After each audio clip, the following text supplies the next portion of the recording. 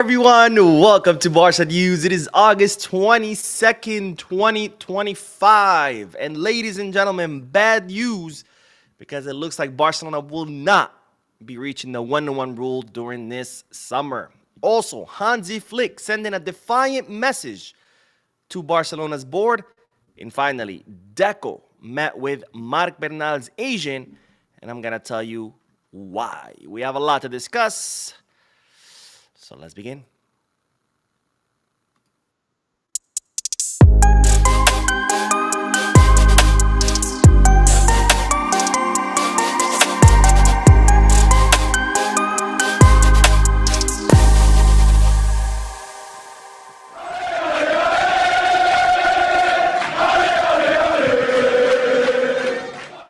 Hello everyone, welcome to the channel. My name is Bo. This is the Barca News live podcast, where not only we discuss Barca news, but we're also get to interact with you lovely people in the chat section by reading your comments, answering your questions, and getting the discussion going.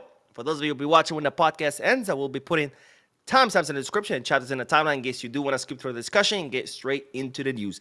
Having said all that, make sure to hit the like button, subscribe to the channel, drop a comment. All this helps the channel continue to grow. If you are looking for any Barcelona jerseys or merchandise, make sure to Goal Kit, Skip Bag, or Fanatics. And if you are looking to place any sports bets, make sure you're at the Bet Us. All links are down below in the description. You click on them, you get access to some pretty cool deals and offers. All right, let's begin with the news. And as always, the first segment of this podcast is comprised of multiple bits of news. It started with that today the team, of course, trained their final session ahead of tomorrow's match against Levante. And one player that completed the training was Robert Lewandowski, because as you know, Lewandowski was suffering from some discomfort in his left thigh. As a result, he missed the Joan Gamper Trophy match against Como. He also missed La Liga opener against Mallorca. And well, today he completed the full group training. He had already started training with the group. First, he did part of the session. Then he did most of the session with part of it alone. Today, he did the full session with the group, which of course is a clear indication that tomorrow Lewandowski will receive the green light and will be available for the match against Levante. But given that he just returned from injury, given that he already missed 2 matches, it's most likely that he won't start. Most likely, Hansi Flick will probably elect to start with Ferran or Rashford, most likely Ferran. And then we'll see whether Lewandowski comes on later as a sub or whether Flick decides that maybe Lewandowski needs a few more training sessions before starting him in the third fixture of La Liga. Now, another player that might not start tomorrow is Frenkie de Jong. In fact, he was seen training, doing part of the training by himself. It's not because he's injured. It's not because he's feeling discomfort. Instead, it's because he did miss some training sessions. He missed half of a training session, and then the following day, he missed a full session because, of course, as I told you before, Frenkie de Jong, his wife gave birth to their second child. So since he missed some training sessions, Frenkie today did part of the training by himself. We'll see whether that will mean that Frenkie will not start tomorrow, or maybe he will. But Frenkie is available. He's not injured. The only reason he missed those training sessions and the only reason he did part of his training by himself today was because he had to leave in order to tend to his wife who was giving birth to his second child. Now, 2 players who for sure will not be present in tomorrow's lineup.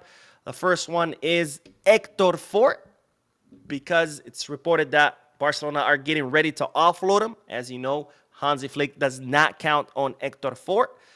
He is, in a critical stage of his career where he needs to be playing, needs to be getting minutes so he can continue developing and growing. And since he will not be doing that with the first team because Flick counts on Koundé and Eric Garcia for the right back position, the club want to instead send him out on loan so he can continue growing and developing. It's getting very close to Héctor Fort's departure. We'll talk about more about his destinations in the next video. So therefore, Fort will not be present in tomorrow's match, but he was present in today's match between Barca Athletic and I can't remember the other team, but Barca Athletic today played a friendly match. Héctor Fort played that match because Flick wants him to, continue getting minutes. And since he's not going to be getting minutes for the first team, he sent him back down to Barca Athletic to get some minutes in preparation, of course, of him leaving the club. And the other player who will not be in tomorrow's lineup is, of course, Bardghji, because the player is still not registered.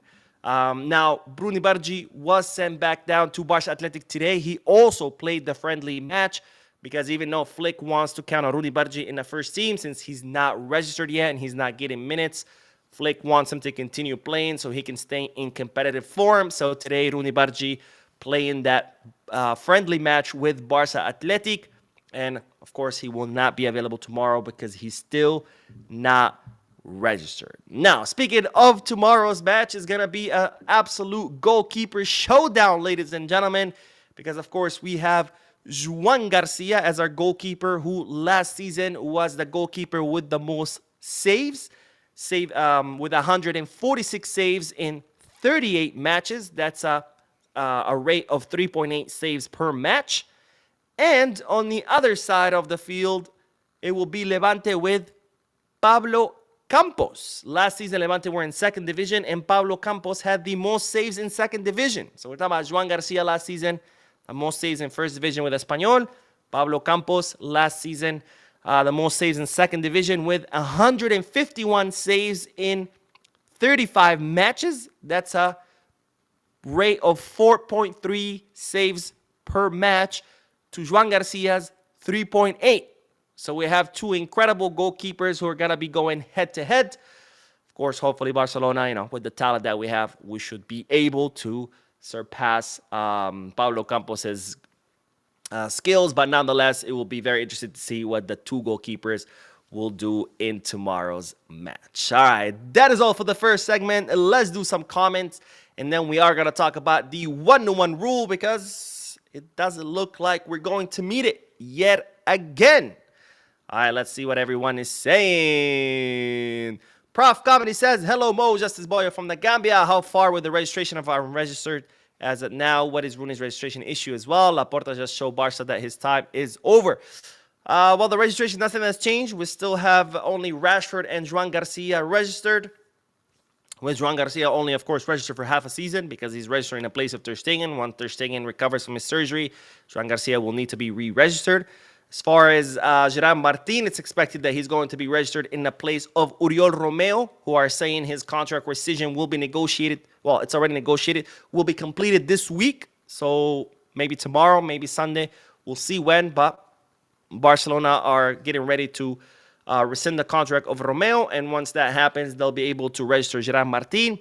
As far as Tech or Wojciech Szczesny, he should be able to be registered in the place of Iñaki Peña.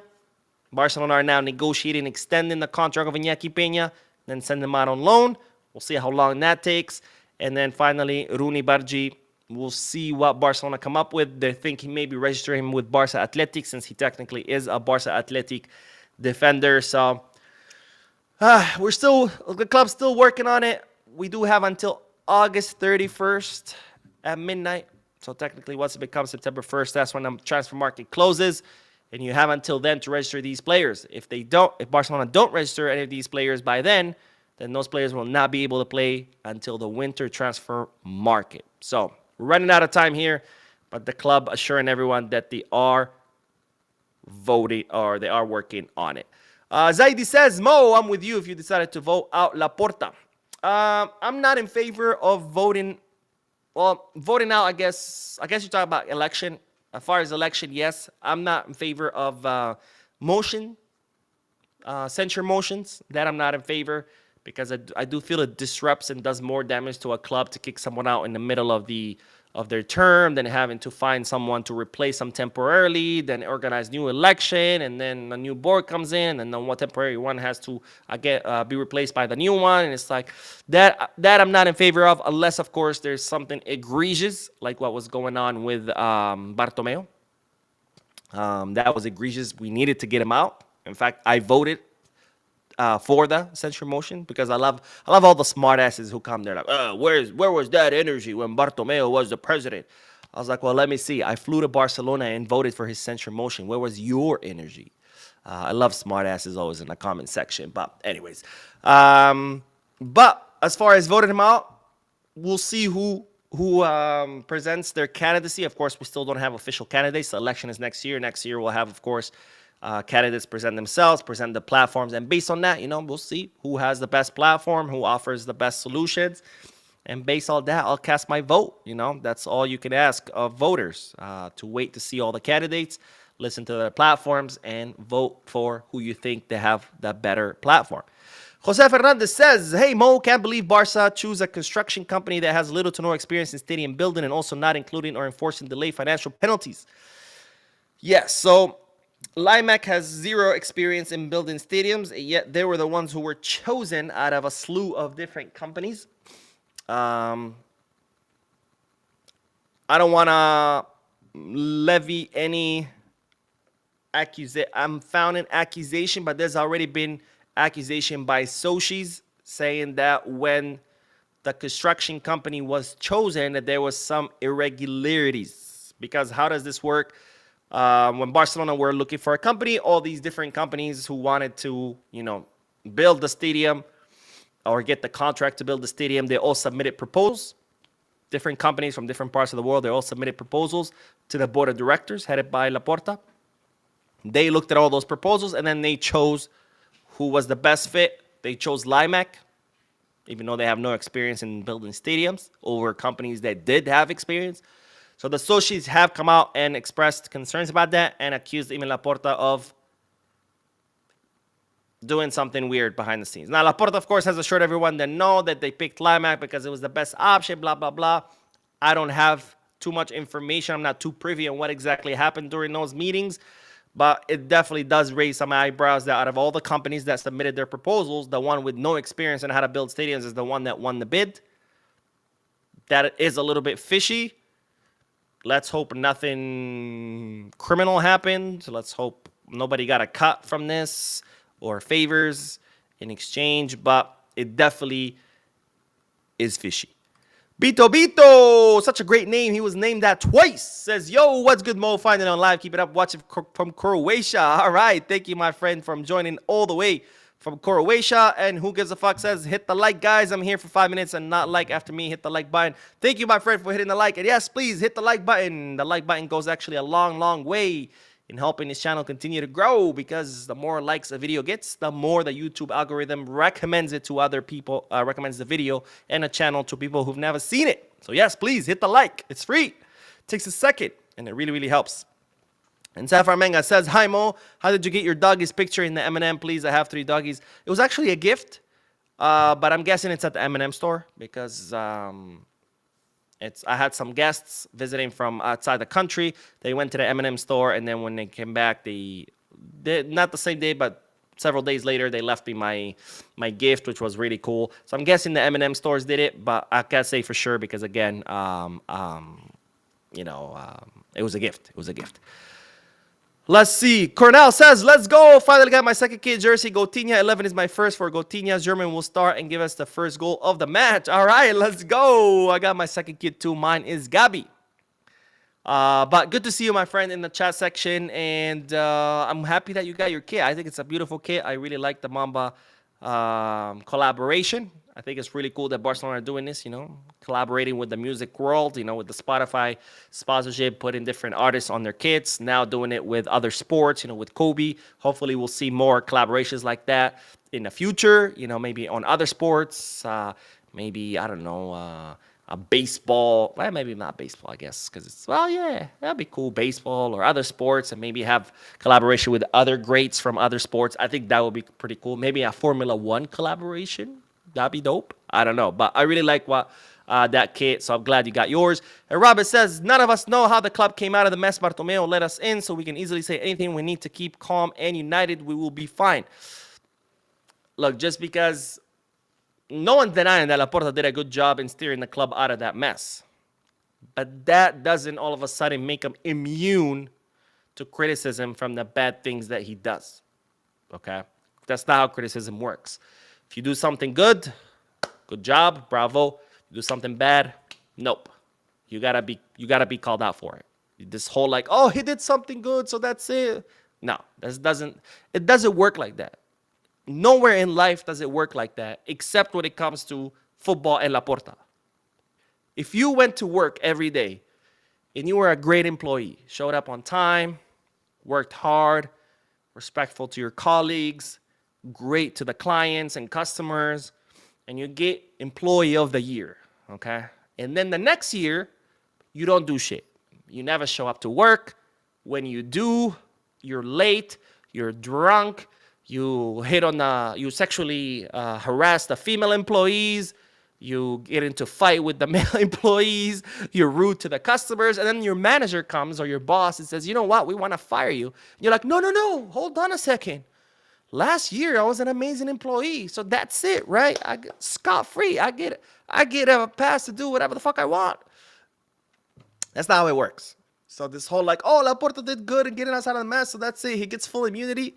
That's not how it works. It's never worked like that. Why do all of a sudden we want to make exceptions for him and pretend like that's it? Because if you do something good, you got immunity for everything else. No, like let's be a little bit more reasonable about this. But anyways, with that, let's get back to the news because, ladies and gentlemen, we do have to talk about some bad news. Excuse me. Because the club have accepted that we will not be in the 1-to-1 rule during this. Excuse me, I got something stuck in my throat. During this summer transfer market. And it has to do, of course, with the VIP seats. Now, as you know by now, at the end of last December, while Laporta was scrambling because he had signed Dani Olmo and Pau Victor with no plans on how to register them, they end up getting registered in the place of Christensen because Christensen undergoes surgery. Winter transfer comes, December comes, and the deadline was December 31st to re-register them. And of course, you know, Laporta, being the great improviser that he is, waits until the final moments to try to figure out how to register the two of them, flies to the Middle East, and sells the rights to VIP seats at the new Spotify Camp Nou in exchange for 100 million euros to two investors, a Qatari investor, so one from Qatar, and the other one from the United Arab Emirates, or the UAE. Now, Laporta flies back to Barcelona, presents all that paperwork to La Liga, says, look, we just sold the rights to some seats, to VIP seats, for exchange for 100 million euros. So therefore, we should be under the 1-to-1 rule. La Liga says, okay, cool. The paperwork looks all good. Well, first there was delays because the La Liga wanted proof of payment. Once proof of payment came, they were like, all right, you're under the 1-to-1 rule. But then later on, the auditor, Barcelona's auditor, Crow, presented a report stating those 100 million euros cannot be counted as revenue because the seats are not built yet. So, having produced that report, La Liga says, okay, well, if you can't count it, then you cannot be under the 1-to-1 rule. Takes Barcelona off from that 1-to-1 rule. Now, the seats have been built. You know, Barcelona went to Limac, says we need those seats built ASAP. Limac agrees. They build the seats. So then Barcelona goes back to their auditor and says, hey, you said we couldn't count the 100 million euros because the seats were not built. Well, now they are.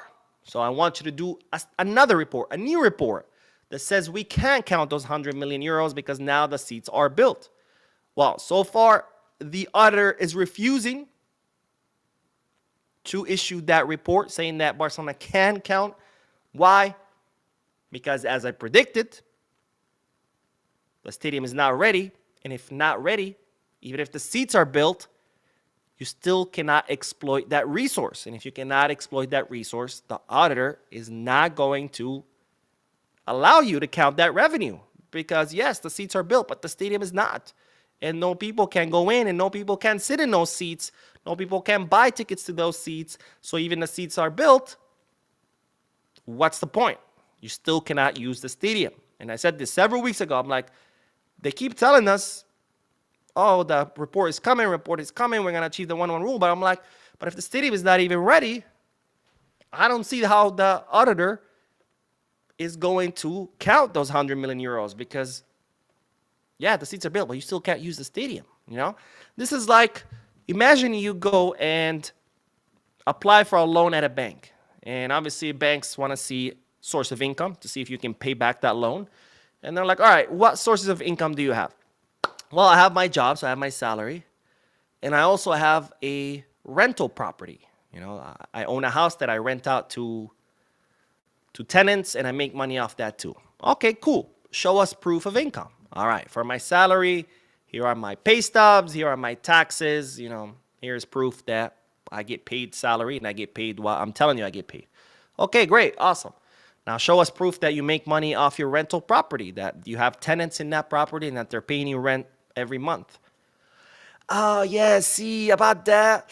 That rental property, actually, I haven't built it yet. But I will. I will in the future. And in the future, I'm going to make money off of it. The bank's going to be like, that's cool. Congratulations. But guess what? I'm not going to count that income because you're not making that income because that rental property is not built. It's the same thing here. The seats were not built. So, of course, the auditor was not going to count it. Now the seats are built, but you still can't use it. So that's like building eventually the rental property. But you're like, oh, well, I don't have tenants in it yet. The bank is going to be like, okay, well, you still can't count it. Once the property is fully built and you have tenants in there and those tenants are actually paying you money, then you can count that as income. I mean, this is basic anywhere in the world. So, not surprised because, well, it's pretty common sense. Now, this is what, by the way, Barcelona did. I don't know if Laporta gets away with so many lies and fans just gobble it up like it's candy, that he's gotten used to just getting away with just stupid shit, that he thinks the auditor is going to believe his stupid shit, because this is what the board decided to do, or Laporta decided to do during the Joan Gamper Trophy match, okay? These are VIP seats that the club temporarily installed at the Johan Cruyff Stadium during the Joan Gamper Trophy match so the seats can't count. So Johan Cruyff Stadium, we have the Joan Gamper Trophy, capacity 5,000 people. They install these VIP seats, which they just look like regular seats, but they're padded. And then they go to the auditor and say, look, see, we have VIP seats, we're using them. Please, like, what? Like, what? Did they seriously think that stunt was going to work? Installing padded seats for one match was gonna, the auditor was gonna look at this, be like, oh, okay, yeah, cool, yeah. You got me. Seats are built and they're being used and they're being exploited. And yes, you can count the 100 million euros because you installed temporarily padded seats at the Johan Cruyff Stadium for one match, which, by the way, was a friendly match where you lost money on because you had to go to a 5,000 capacity stadium versus, the Camp Nou, which you had originally announced. So I don't know if this board is that incompetent where they think something this stupid was going to fly. Or I don't know if they just gotten used to like getting away with so much crap that now they think, oh, well, if the fans can believe my crap, oh, the auditor will believe it too. Doesn't work like that, okay? Auditors need proof. Auditor needs documentation. The auditors are not the fans. They're not just going to gobble up whatever bullshit you sell them and then defend you when it turns out it's a lie. No, these are professional people working in a company who do their job based on proof, not just like, hey, I made 100 mil. Okay, show me proof. Trust me, bro. I put it on Twitter. It doesn't work like that. But anyway, so no one-to-one rule. Most likely it's not going to happen until the stadium is actually ready. So this is why there's no final report yet, because Crow are waiting for the stadium to be done. Of course, if we end up going back to the stadium this season, we get the permits and the stadium reopens, that's not going to happen until after the transfer market is closed, right? Barcelona are planning to go back to the stadium by September 14th weekend, which is not looking like it's going to happen. But if it does, by some miracle, the stadium is ready by that weekend and Barcelona do go back to the Camp Nou by that weekend, that's already past the August 31st deadline. So even if we go back to the stadium and Crow say, okay, cool, the seats are built, the stadium is open, you're back in it, we're going to count those 100 million. By then, the summer transfer market is going to be closed, so we're not going to be under the 1-1 rule for this summer transfer market. So that means that Barcelona are going to have to figure out how to register the remainder of the 3 players without this report. And that, of course, means offloading players to create space and register other ones, which so far it looks like it will happen. Looks like Gerard Martin in the place of Romeo, Wojciech Szczesny in the place of Iñaki. We'll see how Rooney happens. And, at this point, honestly, if we don't make the 1-1 rule this summer, that's fine as long as we get to register those 3 players. After that, we'll have time to figure it out. I just hope that they don't sell us more bullshit, right? They told us last year, oh, it's the Nike deal. The Nike deal is going to be the 1-1 rule. Then the Nike deal didn't happen. They try to blame it on La Liga. They're like, well, they forced us to prorate the bonus. They didn't force you to do shit. That's the rule. Everybody knows that. When you get a lump sum bonus, you have to prorate it over the entire length of the deal. The Nike deal was a 10-year deal. You prorate the signing bonus of a 10-year. Everybody fucking knew that. Nobody forced you anything. And then after that, they sold us the bullshit. I don't know if you guys remember about Laporta's interview where he's like, oh, no. We're not under the 1-1 rule because we don't want to. Oh, yeah, okay. We don't want to be under the 1-1 rule. Hey, look, I could be a billionaire, but I don't want to. I prefer to be broke. It's more fun, right? No, not knowing when you're going to eat your next meal. That's more fun than being a billionaire. Who needs jets and yachts, guys? That seems boring. So I hope this time Laporta actually comes out and says, look, guys, we tried. Sorry, it didn't happen, but we'll keep trying. Like a grown man, like a grown adult, like a responsible adult, and not sell us another bullshit lie like, oh, it's because we didn't want to again, Anyways, so like I said, I don't care if we're not under the 1-1 rule. As long as we get to register our players, I'm sure we'll be under the 1-1 rule eventually. All right, let's get back to the comment section, and then we are going to talk about Hansi Flick's message to the board. All right, let's see. Where did we leave off? Whoa, I accidentally scrolled all the way to the end of the chat, skipping everybody, but we're not going to do that. Let's see. Best in the game says, who noticed since we got a German manager, we are about to lose all our German players? Usually it's the other way around. It's actually usually it's no way around. It's not one way or the other way around. This whole Xavi prefers Spanish players was an incredibly dumb thing that people kept saying. I'm like, what do you mean? I'm like, half of the squad is not Spaniard. I have Rafinha, Brazilian, Lewandowski, Polish, Frenkie, Dutch, Araujo. Not Dutch. Dutch. Araujo, Uruguayan, Christensen, Danish, Kunde, French. I mean, Ter Stegen, German. I mean, you had half of the squad that wasn't Spaniards, and people are like, oh, Xavi prefers Spanish players. Oh, wow, a Spanish team has Spanish players. Wow, guys. Manchester United has English players, so they must prefer English players. Like, where did that crap even come from? Of course there's going to be Spanish players on a Spanish team that plays in Spain. I mean, that's what happens in any league. French teams have more French players. German teams have more German players. English teams, anyways, I don't even want to get into it because I remember I used to read those comments and I'm like, we truly have lost any sense of intelligent discourse and reasonableness, because to come up with that crap, Xavi prefers Spanish players because he has Spanish players on his team, was next level dumb. It's like, I know the team is not working. I don't know why it's working. So I'm just going to come up with the next dumb thing I can come up with.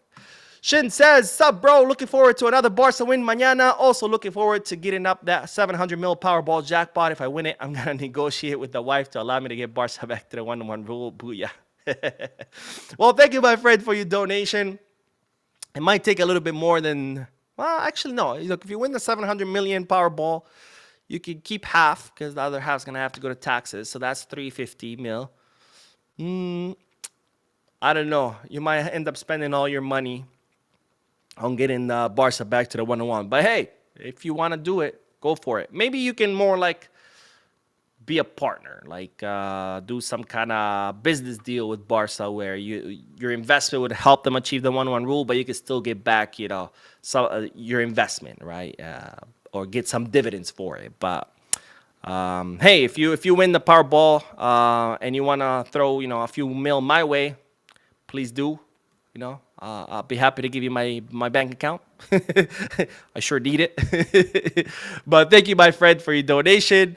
And then let's see. Edward says, hey, Mo, how's it going? Do you think all those out for a feeling discomfort comes from Flick wants everyone going 100% every game? Same 11 with few rotations in and out. No. Discomforts, injuries, that's all part of the game. As I've always said, the human body was not meant to compete at this level. We keep pushing the bar higher and higher and higher with every year, every generation, and our bodies are just not meant to compete at that level. That's why it takes 24-hour work for these players to stay in shape, right? It's not just what they do at the training sessions, it's all around. It's like what they eat, how much they eat of it, what times they eat it, how much water they consume, and what times their naps are timed, their everything like that. It's down to like the science, right? Because that's the only way their bodies can keep up with the demands of elite football or elite any sport, right? And even then, they still get injured because again, our bodies are just not meant to go at that level. So it's just part of the sport. Denzel says Flick will end up leaving due to frustration with our Barca's willingness to sell our talent just to make money. Everyone wants our young talent. Yeah, hopefully that doesn't happen. It's Flick is growing frustrated. There's constant reports about that. I mean, he met with Deco because of the whole registration issue. He's also been very upset about the board trying to sell players from the academy because he's like, all right, first of all, I tell you, don't sign me anyone, and I'll work my magic with what I have. I do that, and now you're trying to take what I have, and it's like, well, how is that fair to him? What coach do you see goes into a top club and immediately first year wins 3 trophies, turns the team into one of the best teams in the world without requesting a single signing? Every coach that goes into a major club with the idea of building a project because that club is struggling, they go in and like, all right, we're firing all these people, we're signing this and this and this and this and this. I mean, look at Xabi Alonso. They brought him like 5-6 new signings, right? And if Flick comes, it's like, all right, look, you don't have to bring me anyone. I'll work with what I have. And he literally does. Transforms what he has into one of the best teams in Europe. And now they're trying to take away from what he has. And it's like, how do you expect anyone to work like that? He's already worked miracles with what he had. And now they're trying to take it away. It's like, and all that because why? This board improvises, right? No plan in sight for anything. They just go at it day by day. And then they look to save their own asses by selling academy players. That's just not how it works. The academy should not pay for the mistakes and incompetence of this board. Klaus says, Barcelona is a joke, and I will be honest that I am very tired of the nonsense. I don't blame you, my friend. I don't blame you, but it'll get better. It'll get better. Let's see. Bito says, next summer transfer window, only 2 priorities should be getting a Lewy replacement, hopefully Alvarez or Haaland, who is unfortunately too expensive since he is a long contract, and a natural left winger. I don't think Alvarez or Haaland will happen. That's just impossible. We're talking about 100+ million euros for any of those signings. So that's not going to happen. But yes, we do need a Lewandowski replacement. As far as a natural left winger, we'll see how Rashford does. Maybe that could be an option for next summer. Or we'll see, We'll have this whole season to figure it out. But I don't know about Haaland and Alvarez. I mean, that's just not going to happen. And Bito says, so Rafinha could play Cam where he shines the most because he's mostly playing centrally despite being left wing on paper. Yeah, he does cut in the middle a lot. That's where he's most comfortable with. He's very good at combining with his teammates because obviously he has to, compensate for his lack of dribbling skills. So, yeah, I think a Cam position would be good for him. But, I mean, right now we have plenty of people that can play in that position. And plus, Rafinha has done a good job playing on the left, even though he mostly plays centrally. But it's worked, so if it ain't broke, don't fix it.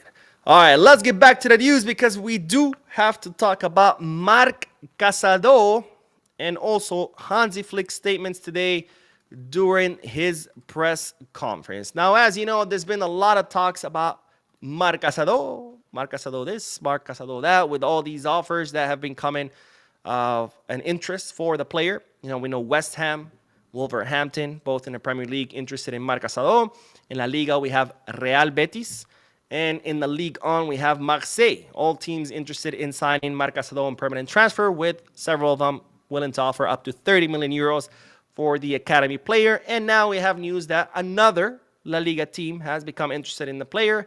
That's Barcelona's neighbor, Girona, who have officially submitted a request to take Marc Casado on loan, which, of course, Barcelona said no to because the board are, even though they're open to hear offers for Casado, it's not going to be loan offers, right? They want permanent transfer. They want to make money off Casado in order to balance their books.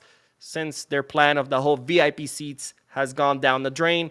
So now they're looking to make that up by getting rid of academy players. First, it was Fermin Lopez. That's why we constantly were hearing about offer for this, offer from this, offer from that. This club wants Fermin, that club wants Fermin, this club offered this money, that club. You know, as we've seen with this club, leaking news to the media, it's not by accident. They do it on purpose. And that's why we constantly kept hearing about Fermin, because that was their plan, to put pressure on him and get rid of him, until Fleck said, no, stop it. I want him. He's staying. So they backed off, and now they turned their attention to Casado. That's why all of a sudden we went from hearing Fermin. Now it's Casado, because they're following the same strategy. Leak, put pressure on the player, hope he leaves, and that way they can make money and, again, save their asses because, well, once again, they sign players not having any clue on how to register those players. So now they got to save their ass by selling academy players to register players that they signed, which they didn't know how they're going to register when they signed them. Now, Hansi Flick today was asked about the whole situation with Marc Casado, with all this rumors and talks about him leaving and all these clubs being interested in him. And this is what the Barcelona coach had to say. Ooh, why is this? Let me fix this. I don't know why it got blown up. Voila. Check that out. I like the software, guys, because you can do this live. Check it out. Anyway, this is what Flick said when he was asked about Marc Casado. I've spoken to him and he doesn't want to leave. And I want him to stay. Listen to that carefully. And I want him to stay. It's going to be a difficult season, and we need all the players we have right now. He gives us confidence, and that's what I want from him. It's not easy for the coach, but we need all the players. So Hansi Flick sending a direct message to the board. I want Casado to stay. You might be open to hearing offers. You might be wanting to sell him because you're trying to generate money, because your plan fell apart, even though anybody could have told you that your plan would fall apart, which is the VIP seats, because that plan was, well, concocted overnight, because your other plan to register Olmo and Pau Victor had fallen apart. And when you go from, terrible plan to terrible plan to terrible plan, well, shit catches up with you. So Flick saying to the board, I want Casado to stay. The season is long. There's a lot of competitions, and we're going to need every single player rowing this boat if we hope to win trophies. So Casado wants to stay. Flick clearly wants him to stay. So it looks like, well, Casado is going to be staying put, or at least for now. We'll see, of course, what the future holds. Now, let's get back to the comment section. And then we're going to talk about Marc Bernal, another academy player, because Deco has met with the young midfielder. All right, let's see. Where did we leave off? Let me see. Kay says, why sell the VIP boxes then if we won't be in the 1-1 rule? They should just return the money to the investors so that the club benefits fully from no seats. It doesn't work like that. When you already signed the contract and the other party already paid you money, that's it. You can't say, sorry, here's your money back, thank you. They're going to be like, hell no, you just gave us the deal of the century. You sold us seats to your stadium for $100 million. I think it's like the contract is like for 10 years. They're like, hell yeah. I mean, we just like took you to the cleaners because you were so desperate because you needed to register Olmo Pau Victor, and you waited, 5 months until you were only a few days from the deadline. So in your desperation, I took advantage of you and scored this amazing deal. I'm definitely not going to give you your money back. I'm definitely not going to take my money back. And, it's like, why would you? If someone desperately comes to you and says, hey, here's my, I don't know, $300,000 Ferrari. I'm really desperate. I'll sell it to you for $10,000. And he does. You give him the 10 and he gives you the car. And then he comes back later. It's like, hey, can I have my car back? Here's your money back. You're like, fuck no. Bro, you sold me a Ferrari for $10K. Why would you? Mike Valencia says, I think by the end of his presidency, Laporta needs to get removed by someone else. Also, technically, Olmo costed us $160 million because of those seats, bro. Yeah, plus don't forget, any number that they give us, it usually ends up being more. When they tell you, oh, we signed this player for $60 million, it always ends up being more. right? Dembele, we just finished paying his bonuses and all those variables. I think was it this summer or last summer? I think it was this summer. I think in June or something. And it turns out he ended up costing like 140 something else once we were done paying all the different variables and bonuses. So even though they told us we signed him for 60, don't be surprised if we years down the road Marshall, stop it. Don't be surprised if years down the road we find out that he actually cost us 80 or 90 with all the bonuses. Pito Roque, they told us it was 30 mil fixed plus 35 in variables. Turns out it was 40 mil or 45 mil fixed because we're so rich and so generous, we volunteered to pay the taxes on it, even though it was a tax bill for Atlético Paranaense. Atlético Paranaense were supposed to pay, I think it was a 10 or 15 million euro tax bill for selling the player. And we were like, don't worry, bro, we got you. We don't have money. We have all this debt. We can't even register our own players, but we'll pay it. And we offered to pay it, and it turns out it wasn't 30 mil fixed. It was 40 plus mil fixed. So it's not just, I'm sure it's way more than 60 mil. And yeah, we went and had to sell 100 million worth of seats to register them, and it didn't work out anyways. We had to register them through a court order. Again, this is what happens when you don't plan. You cannot run a multi-million-dollar organization by improvising. You have to have a plan. Any company in the world, any business in the world, not even the ones who make hundreds of millions a year, even the small business, the mom and pops, they have a plan. You do that plan at the beginning of your fiscal year. You know exactly how much, sometimes you end up obviously spending more or less, but you know exactly how much you're going to spend, where you're going to spend it, when you're going to spend it. You have a projection of how much you're going to make from where and when, and you have a plan that you're going to follow throughout that entire year. And you have backup plans in case something doesn't go right, because things never go right. A lot of times they go bad. Then you're like, all right, if this doesn't work, we do this other thing. If this other thing doesn't work, then we do this other thing. And you have plans and backup for the backups. Laporta, he just wings it. He's like, all right, let's go. Let's see. What do we got today? Oh, we have this problem. All right, let me see. Let's do this.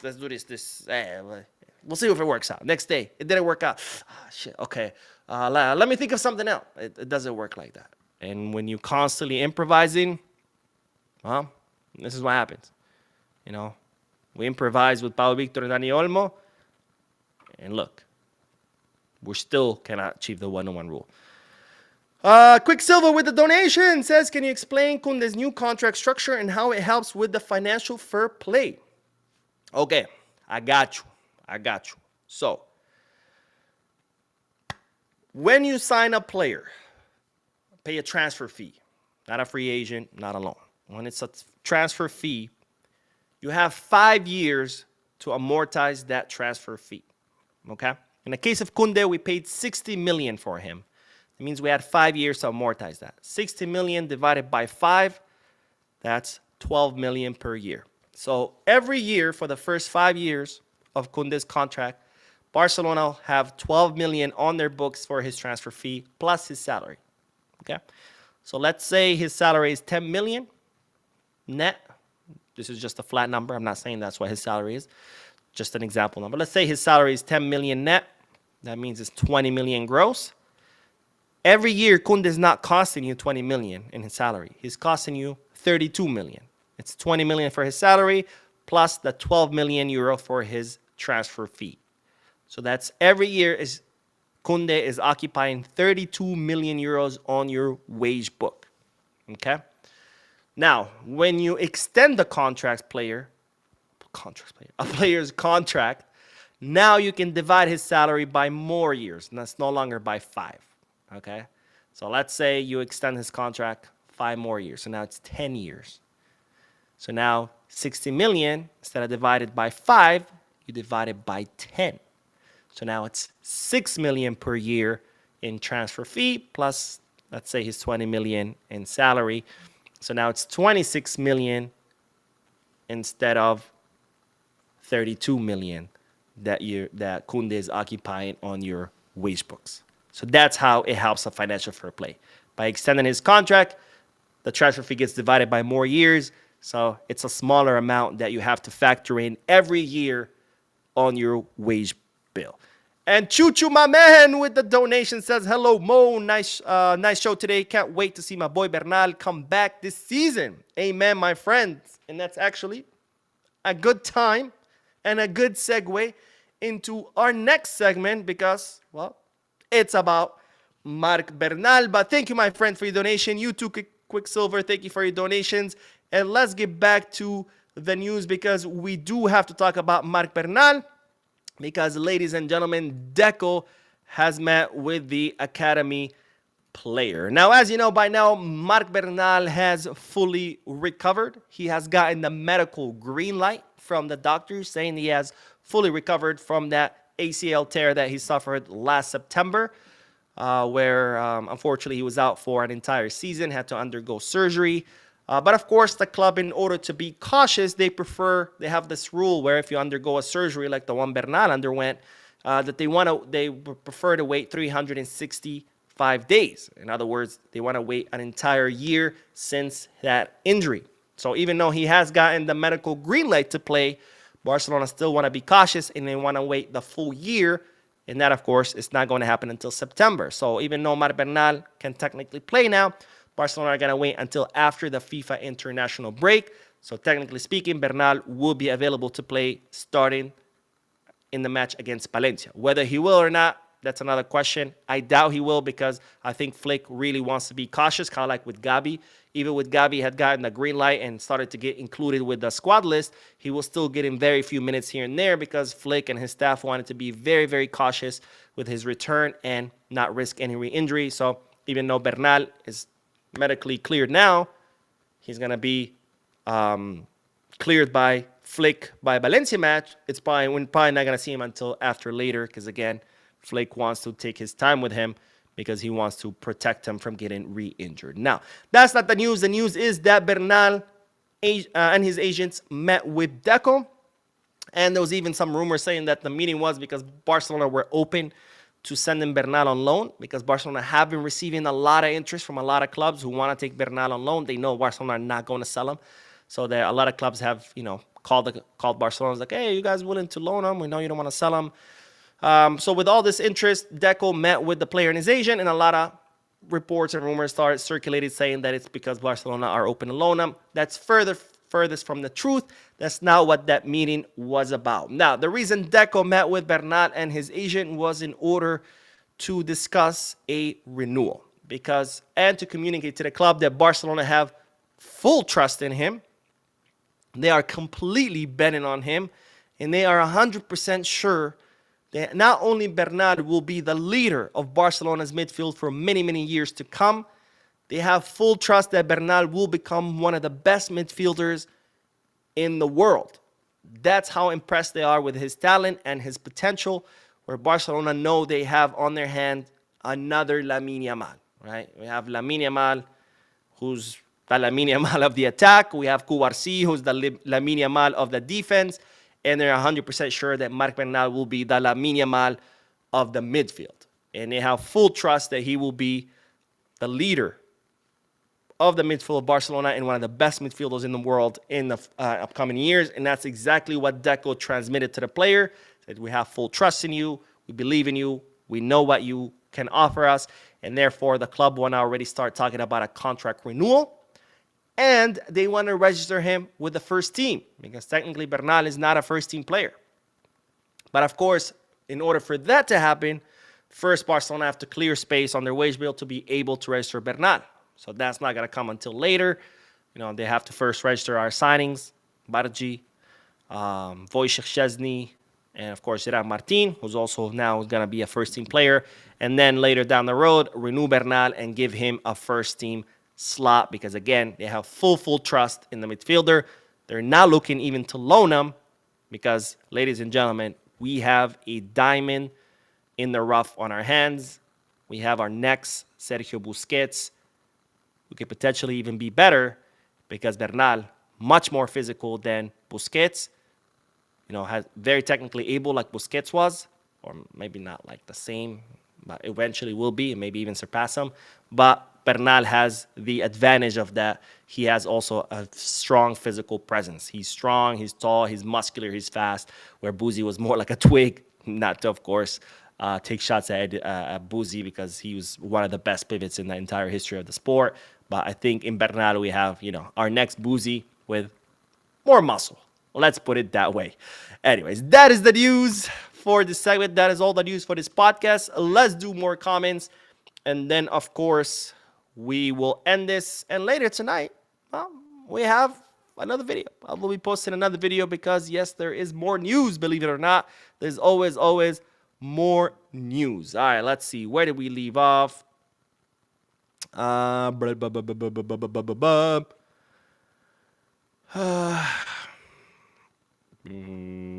Chidi says, I think that's where I left off, I hope. Or Chidi says, you are always prosecuting. Wow. Critical of almost everything the club does. I love to listen to you, but bro, stop. I'm always prosecuting, guys. I'm such a persecutor. I'm not always prosecuted, but if things are being done bad, I gotta call out when things are being done bad. You know when I'm gonna stop criticizing things? Is when things start getting done right. So if you don't want me to criticize things being done bad, then the club shouldn't do bad things. It's pretty simple. I mean, what do you want me to do? Ignore those things? Bury my head in the sand because it hurts your feelings? I'm not going to do that. If something's being done wrong, I'm going to call it out. You don't want me to do that? Then, well, call the club and tell them to do things right. And then I'll say, hey, look, they're doing something right. Simple as that. When Xavi was coach, I was constantly criticizing because he was a bad coach. Flick came. Guess what? Now I'm always praising Flick. Not because I'm crazy. It's because he's actually doing things right. The moment Flick starts doing things wrong, I will start criticizing Flick. Rafinha, I criticized him for 2 years. Why? Because he was subpar. Last season, he became Gotinha. Constantly gave him praise. Why? It's not because I'm crazy, but because that's what you do. As a rational human being, when you see something being done wrong, you call it out. And when you see something being done right, you say, hey, good job. Keep on. So I'm not going to ignore and bury my head in the sand when things are being done wrong just because it's uncomfortable to you. It's not how things work. Worthy by Grace says, dang, Mo, the brutality of your analysis of the club can be hard to take at times for us fans, but much needed respect. Well, thank you, my friend. It does get me in a lot of trouble. A lot of people get mad, but I'm sorry. It is what it is. And this is why I always say, the reason why people buy Laporta's lies is because the truth is uncomfortable. Most people just want to be lied to, not just when it comes to Laporta or Barcelona or football, just in general, in life. You know that Mario Winans song, I don't want to know. If you playing me, keep it on the low. That's literally human beings. Human beings want to be lied to because the truth is uncomfortable. And they prefer to be lied to. Even when they know that they're being lied to, they still prefer to hear the lie because truth is uncomfortable. And Laporta knows that. And he capitalizes on that. That's why he keeps selling you bullshit stories. And that's why you keep buying it, even though you know it's bullshit stories. And how do we know it's bullshit stories? Because, well, he constantly sells us bullshit that later turns out to be bullshit. But you keep buying his bullshit because it's more comfortable. It feels good. Hey, we're going to be back in the stadium by Joan Gamper Trophy.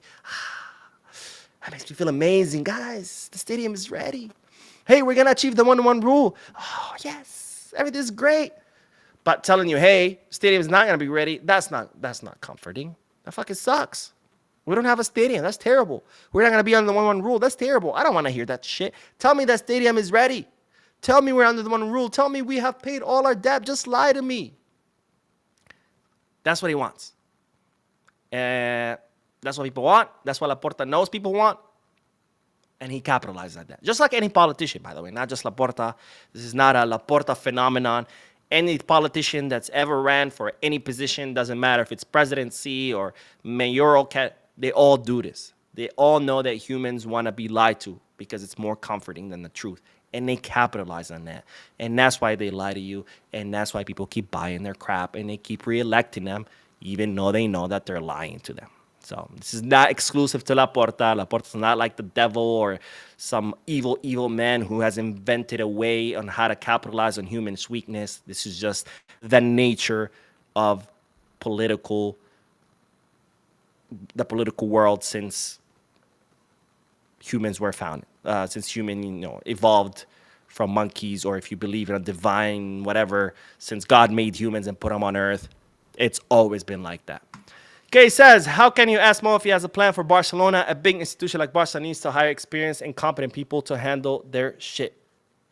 I mean, why would I have a plan for Barcelona? I'm not the president of Barcelona. I mean, if you go, if you go buy an iPhone and the iPhone sucks, are you required to come up with a plan on how to make a better iPhone and send it to Apple? No, you go to the Apple store and says, I want to return this because this fucking phone sucks. Can you imagine the salesperson say, sorry, sir, you can only return this cell phone if you come up with a better plan on how to make a new cell phone. Can you imagine? Like, oh man, the shit that people come up with, I swear. Carlos says, even if we do good this season, do you see the board keeping Laporta? I feel like people are turning on him. I do think people are keeping him because we've seen that's the nature of the Sochis, right? If the team is doing great on the field, the Sochis are okay with whoever's president. And I mean, we know that because of Bartomeu, right? Bartomeu was like robbing the club in broad daylight. We all knew about it, right? All the Sochis knew. This was no secret.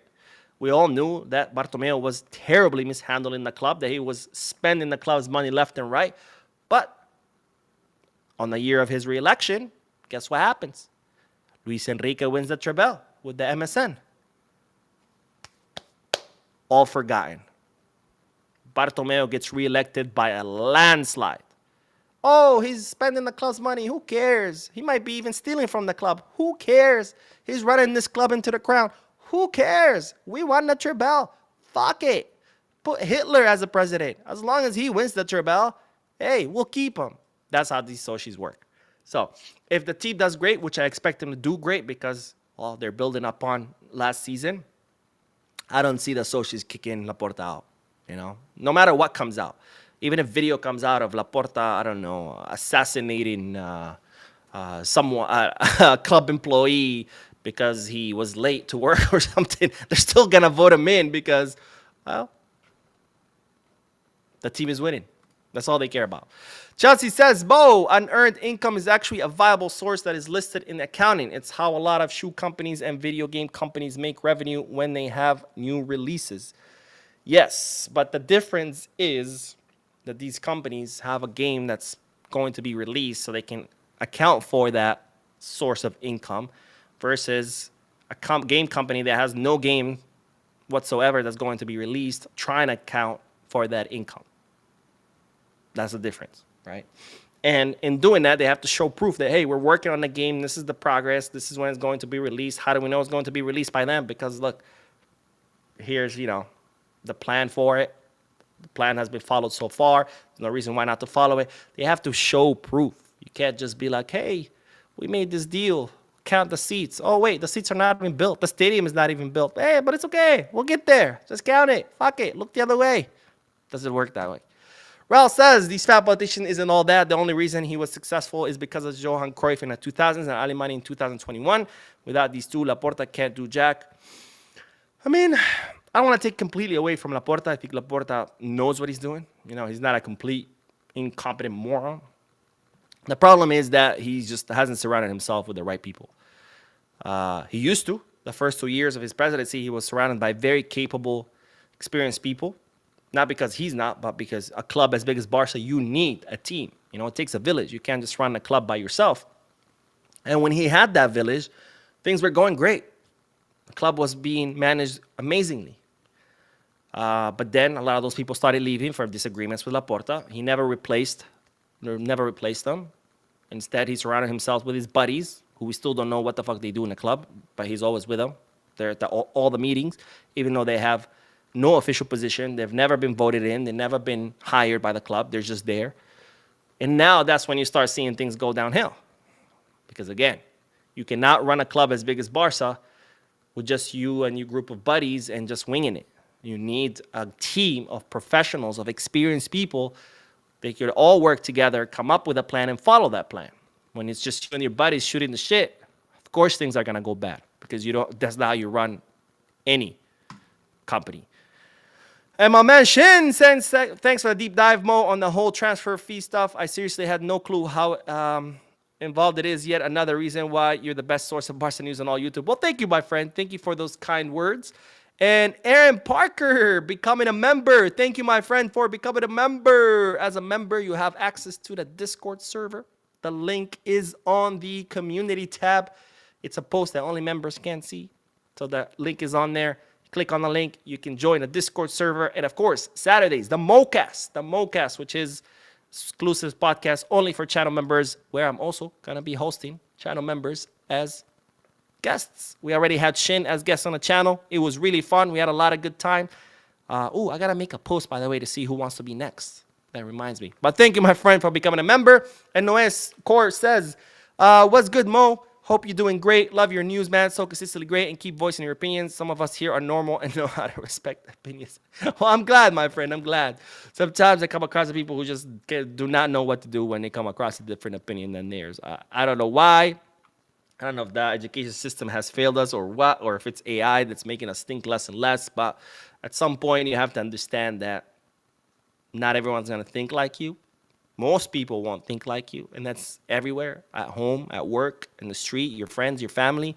People are going to think differently than you. If you're going to freak out every time you come across a different opinion and just like start throwing insults, and then it's not going to go well for you because, well, most people are not going to think like you. And if you're going to insult most people because they don't think like you, you're going to have a problem in life. So we don't have to agree, but you also don't have to freak out because, oh my God, Mo thinks differently. Oh, he's an idiot. He's a hater. He's getting paid by Font. Oh, no, wait. He's getting paid by Laporta. Nobody's paying me. I wish they were. Because believe me, I got bills to pay. IG Maogi says, what I don't understand is why did the auditor say the seats must be built for the money to be considered and not... Okay, it's not that the story changes. When the auditor says the seats have to be built, they didn't mean like, okay, once they're built, we're going to change. No. It means that the seats have to be ready to be exploited as a resource. And yes, step one is to build them. Step two is for put people in them. And even though the seats are built and the stadium is not ready, it's not going to work.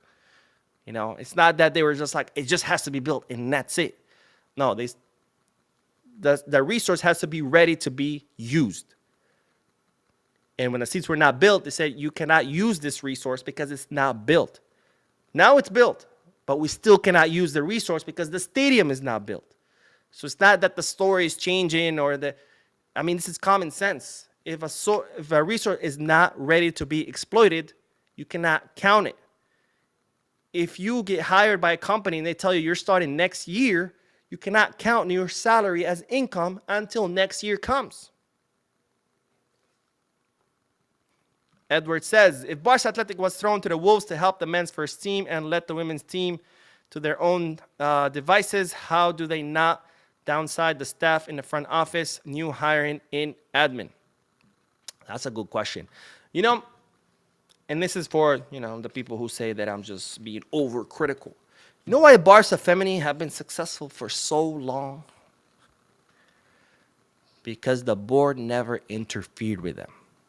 The way Barca Femini have been ran for the longest time, it's been ran by the professionals. Barca Femini have their own staff, scouts, coaches, managers, whatever. And they're the professionals. They're the ones who have the experience and the ones who know how to build a team. And they've always been left to do their own thing. And look at that. They've been successful. But when it comes to the first team, Laporta likes to meddle in it. And not just Laporta, previous presidents too. And that's why when things go wrong. When presidents start to meddle with the team.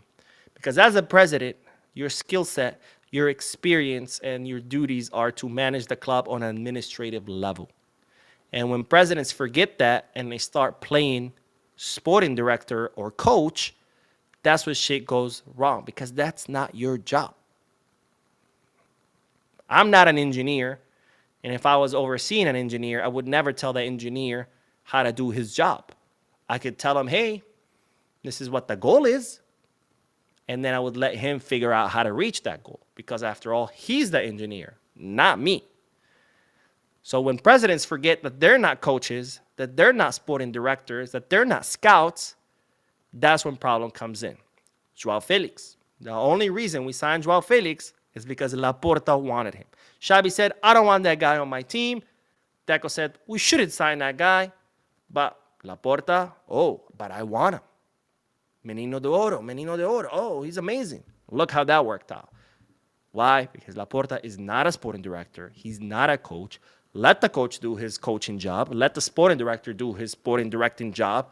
And you focus on the administrative shit, which is what you were elected to do. Sir Triumph says, I think we need to sell a midfielder either this summer or something in the future. Which midfielder would you be okay with us selling apart from Dani Olmo? So here's actually who I think should have been sold. And yes, this will be an unpopular opinion. And yes, I've said it before and people got mad at me. But I honestly think that Frenkie de Jong should have been sold. Because Frenkie de Jong has not been a good investment. Last season, amazing. Don't get me wrong. I'm not going to knock his season. But Frenkie de Jong has been at the club, 5-6 years? And out of those 5-6 years, only one season he's been good. And when you factor in how much money you paid for his transfer fee, plus bonuses and variables, I think it was 75 or 80, but I think once you add everything in, it ends up being 100 plus. When you factor in his incredibly high salary that we've paid him the last 5-6 years, you're talking probably an investment of 2, maybe 300 million euros. And to get one good season out of that investment, that's a bad investment. So sure, Frenkie de Jong did great last season, but you cannot just look at things season by season. You have to look at the big picture. And from a business perspective, when you put in that much money on an asset, and that asset only yields profit 1 out of the 5 or 6 years that you've owned that asset, you have to get rid of the asset. That's business 101. And yeah, sure, these are football players, they're humans, but you have to look at them as assets because unfortunately, that's just how the business world works. You know, as a worker, you are an asset to a company. Yeah, you're a human and I agree. But you have to look at it as an asset. And when you have an asset that you've invested 200-300 million euros into, and it's only yielded result for 1 out of the 5 or 6 years you've had it, you have to offload that asset. And I think Frenkie de Jong could have been a great player to offload. We could have made 70, 80 million off him, plus removing his salary. That alone could have allowed us the registration of all the players that we signed, all just by getting rid of one player. But of course, that's not going to happen. Flick wants him. Plus, he doesn't want to leave, which in that case, you could have just let his contract expire and fuck it. Yeah, you don't make the 70, 80 mil, but you still get rid of the biggest salary on your squad, which would still allow you to register other players. But instead, they want to get rid of a Casado, who sure, yeah, Frenkie is better than Casado. But Casado is, 21, 22? He's not even in his prime yet. Frenkie is getting ready to get out of his prime. So why would you renew someone who hasn't yielded for so many seasons, who's about to get out of his prime, who's cost you so much money, and get rid of a guy who's cost you nothing because he came out through the academy, who's going to bust his ass way more than Frenkie because we've already seen that, who has what it takes to be a first-team player because we have seen that, and whose salary is nothing. I think he earns like 1.5 mil. It just doesn't add up. It doesn't add up. But anyways, Shin says, presidents, owners, meddling in football business is a hard lesson Nottingham Forest are currently learning. Yeah, but you know, history is the best teacher, but unfortunately, it's also the one that gets ignored the most. Vincent says, I feel Barca must now appoint a young, ambitious cabinet to manage Barca and bring Thierry Henry as sporting director. No player says no when TT asks to meet them. That's true, but you know, it takes more than just have the charisma or the ability to get people to meet with you. You know, it's about identifying who you should be meeting with to begin with. And if you cannot, you know, I mean, I'm not saying that TT can't, but I don't know what his credentials are. I mean, he was a great player, one of the best in history. He tried the coaching jig, didn't really work. I don't know what his ability would be to run a club. I mean, different kind of skill sets. I don't know if the answer is a young cabinet. I think we need just a qualified cabinet and not Laporta's buddies. We need a qualified cabinet made up of people who have experience, who have the education, who have the knowledge in their respective positions. Whether they're young or old, or whether it's Titi or, I don't know, Diego Armando Maradona, it doesn't matter, right? It's just as long as they're qualified and they know what they're doing. That's what's important. Young Braveheart says, was true they offer 70 million plus above for Fermin. We'll talk about Fermin in the next video. I don't want to get ahead of myself. A Street Fighter asking me, ¿puedes hablar francés? Only very, very little. Only enough to get around. I learned it because I was going to a trip to Paris. So I learned the very basics. You know, just Uela boom boom. I was going around Paris just Uela boom boom, which means where's the club? That was the most important phrase I learned. But yeah, like I can order food, I can ask for directions, but besides that, no, my French is not that great. But anyways, that is all, ladies and gentlemen. Thank you so much for tuning in, for your comments, your likes, your subscriptions, your incredibly generous donations. I will see you in the video later tonight, because of course there will be a video later tonight. Don't forget to hit the like button, subscribe to the channel, drop a comment, and as always, Visca Barça.